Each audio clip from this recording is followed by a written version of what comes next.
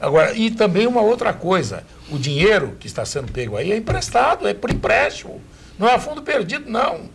É dinheiro que a prefeitura vai ter que devolver. É por empréstimo, mas só que para obter o empréstimo é necessário que exista o projeto. E os projetos ainda não estão feitos. Está sendo feito um trabalho, aliás, digno de nota e é importante, só que eu acho que falta um complemento.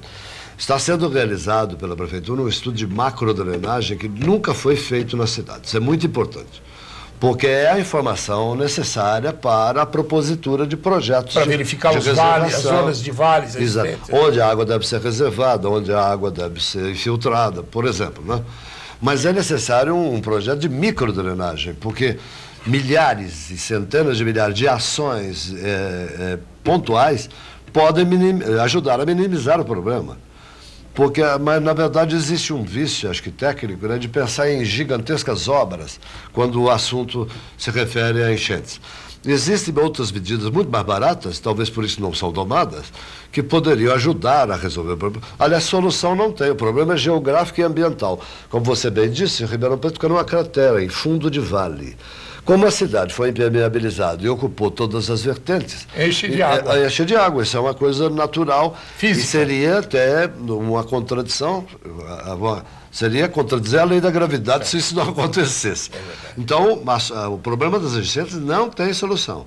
Ela pode ter uma remediação e uma administração do problema para que os efeitos não sejam tão danosos como tem sido. Mas o certo é o seguinte, se nós não tomarmos a consciência do problema ambiental, como agora, fundo do rio, aqui do córrego do Retiro Saudoso, os peixes estão quase morrendo. A natureza assinala, né? Como dizia o João Milbetti, a natureza não se defende, mas ela se vinga. O caso do Rio Pardo que melhorou, porque tomaram providências. Tiraram os esgotos a montante, voltou a ser piscoso, né, o rio, né? Mesmo que tenha alguma coisa... Porque o volume de água é grande. Agora, nós devemos lutar realmente para que essas interligações de esgotos, né, e a limpeza dos córregos seja feita. E eu acho que a limpeza dos córregos poderia ser evitada ou diminuída, diluída, o custo enorme, né, da indústria da dragagem, porque tem uma indústria da dragagem. Porque se nós protegemos os terrenos públicos urbanos e os solos na área rural, nós teremos muito menos material assoreado no fundo dos vales.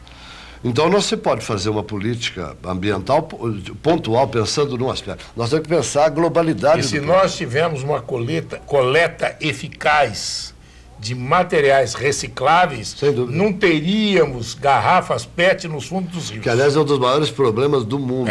Eu recebi um e-mail hoje, né, de origem norte-americana, que fala do verdadeiro abuso que existe de embalagem plástica.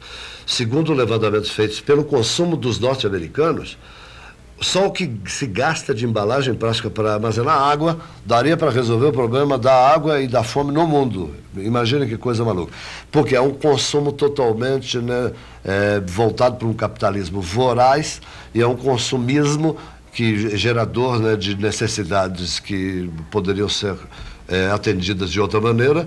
E acabamos vivendo aí num mundo, né, onde o imperativo ambiental torna-se a cada dia, né, mais importante. Agora veja, nós falamos assim ao deleve, en passant, da questão das praças. Eu não sei, não se tem um cuidado de fazer novas praças. Por exemplo, Praça da Catedral. Vão ter que mexer na obra que foi feita porque faltou um buraco, uma coisa qualquer lá, não sei o quê. Poxa, mas não acompanharam a obra. Aliás, vamos lembrar aqui que o mérito da reforma daquela praça é do padre Chico da Catedral, que ele mesmo foi atrás da verba em Brasília. Por isso que se fala que tem praga de padre. E é por conta exatamente dessa questão. Quer dizer, desde o momento original já não havia um projeto definido para a praça. E agora vai se reformar o entorno da catedral, né? Quer dizer, se não for levado em conta o problema que aconteceu na parte inferior, vai se repetir de novo ali. E, inclusive, coloca-se em dúvida se o valor gasto contempla o que realmente foi feito, né? Agora houve a compra de flores lá de 25 a 30 vezes o valor de preço de mercado. Né? Tá brincando. Umas coisas malucas. E o fundo foi para o cemitério por causa das flores? Provavelmente. E morto não fala, né? Por isso que eu estou falando. Então eu queria saber uma outra coisa. E estes projetos de praças que estão aí no limbo? Porque tem muita área que poderiam, ou áreas que poderiam ser arborizadas, tem uma grama. Aliás, o pessoal... Eu presumo que em torno de 700 a 800 áreas. E por que não se faz pelo menos isso? Põe grama, põe árvore... E, aliás, você lembra uma outra coisa importante, que existem grandes áreas que estão abertas, né, gramadas, quando estão gramadas, que se a prefeitura não ocupar devidamente, vai continuar um grave problema de invasão de áreas verdes por favelados. Né? Claro. Então, é claro que o problema do favelamento é um problema nacional, não é um problema local apenas. Mas se a conivência cuidar, a prefeitura foi conivente, porque nós temos 34 áreas de favelas, 80% delas são áreas verdes invadidas, porque é um descuido, um descaso do poder público. Não de agora, mas de 40, 50 anos para cá. Mas nós poderíamos ter estas praças implantadas e usar aquele critério. Faz-se a praça com a grama. Aí você vê por onde o povo passa. O povo passa por ali, faz a calçada. Trilho, faz a calçada. E existem grandes áreas que permitiriam bosqueamento. Claro. Né? Árvores plantadas Cláudio Franco Lima, mesmo que distantes uma das outras, mas daria ao ambiente urbano, tornaria ele muito mais aprazível. É a mesma coisa do Horto Ângelo Rinaldo, que já é um parque ecológico. Exatamente porque não foi ocupado aquele terreno, houve a invasão lá do Jardim Progresso. É o exemplo mais claro e categórico dos últimos anos. Uma enorme invasão, inclusive teleguiada, né? Sim. Que a maioria dos moradores foi trazida de fora para cá por problemas políticos locais, nós sabemos, né? E na época eu era secretário do Meio Ambiente, eu até propus impedir a invasão, mas eu recebi ordens superiores que não o fizesse. Então aí Inês já era morta. Pois é.